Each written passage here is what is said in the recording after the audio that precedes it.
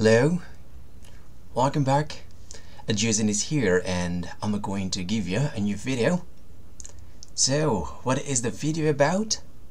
So this video is all about very basic English grammar. And in this video, we are going to study specifically adjective. What is adjective? Kata sifat. Benar sekali. Jadi, kita akan belajar mengenai class of word, adjective, kata sifat. Are you ready? Let's get started.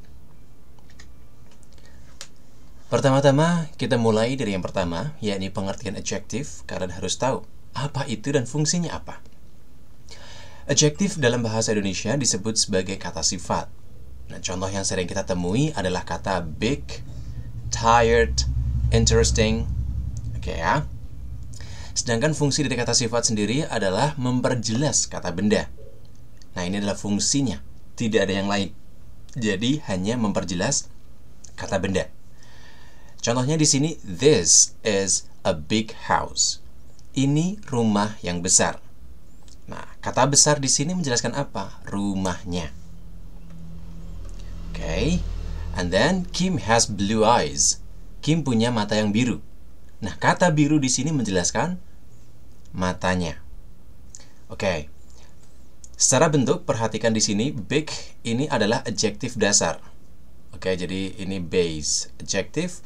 Lalu kemudian ada adjektif yang lain yang dibentuk dari kata kerja. Jadi ini verb 3 dan yang ini verb ing.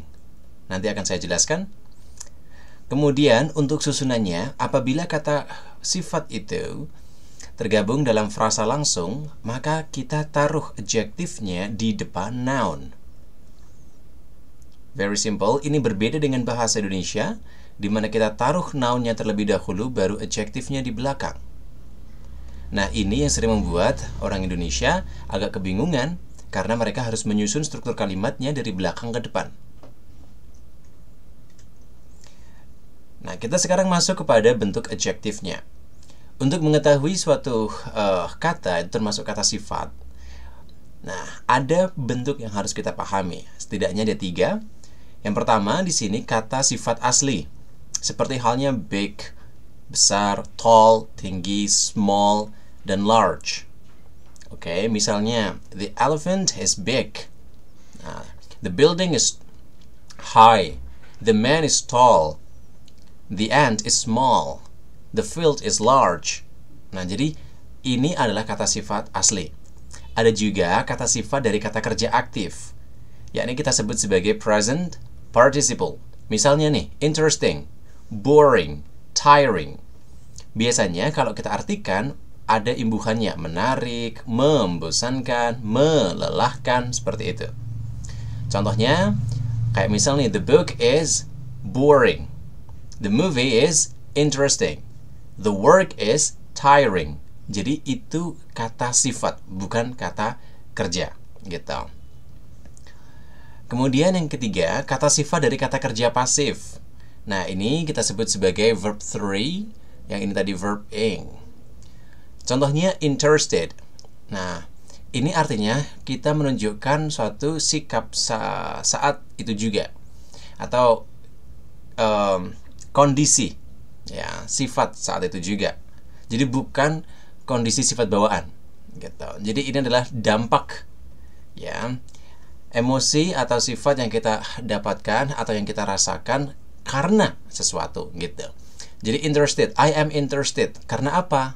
I am interested in watching movie. I am bored in the class. Kenapa? Ya karena kelasnya, gitu misal.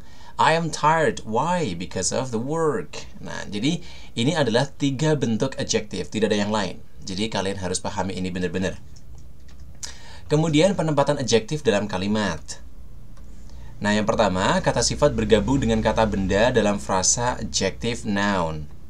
Oke ya, jadi noun phrase. Contohnya, it's a sunny day. Sebenarnya kita mau bilang it's a day. Ini hari, gitu kan? Ini sebuah hari. Hari yang apa? Sunny. Yang cerah. Jadi kita taruh di depannya adjective and then noun. I won't buy any expensive things. Aku tidak akan membeli barang-barang yang mahal. Jadi any expensive things. Kita taruh expensive-nya sebelum things. Kemudian there's a very old mosque in this village. Ada sebuah masjid tua di desa ini. Kemudian do you like western food? Apakah kamu suka makanan barat? Nah, di sini western ini sebagai adjective, food-nya sebagai noun. Jadi kita taruh adjektifnya dulu. Nah, aturan ini sederhananya kamu hanya perlu menempatkan kata sifat sebelum kata benda, gitu. Tapi apakah ada penempatan yang lain? Tentu saja. Penempatan yang lainnya yakni kata sifat ini jatuh setelah linking verbs. Oke, kata sifat dalam kalimat nominal atau di sini adjektifnya disebut sebagai adjektif predikatif. Jadi kita sebenarnya membuat kalimat itu hanya untuk mengatakan ya bahwa subjeknya itu dikenai sebuah sifat gitu. Nah, biasanya ada linking verbnya. Linking verb itu is, am, are, dan segala macamnya itu. Itu disebut sebagai linking verb apabila mereka bergabung dengan adjective, noun, atau adverb. Tapi kalau misal is, am, are itu bergabung dengan kata kerja, maka namanya auxiliary verb. Seperti itu. Contohnya di sini, I am hungry. Nah, I am hungry. Saya lapar. Hungry. Maka am-nya di sini berfungsi sebagai linking verb yang menggabungkan antara subjek dan kata sifatnya. Harus itu ada. The weather is not nice. Cuacanya tidak bagus. These houses are old. Rumah-rumah itu tua. Jadi memang kata sifat ini berdiri sendiri. The movie was boring. It wasn't good at all. Filmnya membosankan. Filmnya tidak bagus sama sekali. Nah, kata sifat di atas menjelaskan subjeknya. Oke ya. Dan harus catatannya di sini linking verbs itu berupa is, am, are, was, were. Oke, yang membedakan dengan auxiliary verb apa? Sama, auxiliary verb juga is, am, are. Hanya saja bedanya kalau auxiliary verb itu bergabung dengan kata kerja. Kayak misal she is eating. Nah, is-nya ini adalah auxiliary verb. Karena untuk memberikan konteks sedang makan. Tapi kalau she is a doctor. Nah, is-nya di sini atau she is honest. Is-nya di sini adalah linking verb. Seperti itu. Kemudian yang ketiga, kata sifat ini jatuh setelah verbs of sense atau kata kerja panca indera. Biasanya fungsinya apa? Untuk memberikan suatu penyematan sifat pada benda, tetapi kita tidak pasti benar atau 100% yakin gitu. Jadi sesuai anggapan kita aja. Contohnya misal di sini sama menjadikan subjek kalimat, hanya saja kata kerja penghubungnya berupa kata kerja panca indera. Kayak misal nih, you look tired, kamu kelihatan capek. Jadi asumsiku kamu kelihatan capek gitu. Dan aku nggak tahu apakah itu benar-benar capek atau enggak gitu. You look tired. Meskipun di sini setelah subjek itu kata kerja, tapi kata kerja di sini adalah sense. Jadi boleh diikuti langsung oleh kata sifat. Dan look di sini disebut sebagai linking verb juga. Jadi verb of sense-nya ini fungsinya sebagai linking verb. The song sounds good. Lagu tersebut terdengar bagus. The soup tastes delicious. Oke ya. Jadi tergantung kata kerjanya mengikuti panca indera yang berlaku. Mungkin itu saja terlebih dahulu pendahuluan untuk penjelasan mulai dari pengertian dan fungsi dari kata sifat, bentuknya dan penempatannya dalam kalimat. Moga video ini membantu kamu dan kita akan ketemu lagi tentu saja di video yang lain. So, see ya international and sociable people. Bye then. Dadah.